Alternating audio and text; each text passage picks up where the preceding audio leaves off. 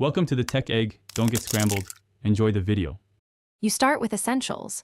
Install the Copilot extension and sign in with your GitHub account so suggestions appear. Once done, enable inline suggestions and choose languages you work in. This tunes results. Create a new file in your project and type a descriptive prompt or function signature. That initial context guides Copilot. You want concise comments and names because Copilot predicts from them as you type. Watch suggestions and accept or cycle using keyboard shortcuts to keep momentum. You now guide Copilot through the middle of development.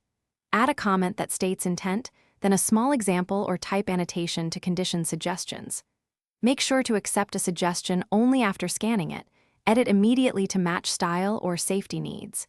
If a suggestion is off, cycle alternatives or rephrase the comment. Also, integrate unit tests and linter checks as you go. This catches logical or style issues that Copilot might produce and trains a faster, safer workflow. Finish by validating.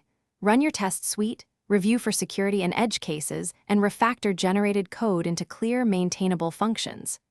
If suggestions become repetitive or irrelevant, open settings, toggle model options, or sign out and back in to refresh context. Sometimes clearing extension cache helps.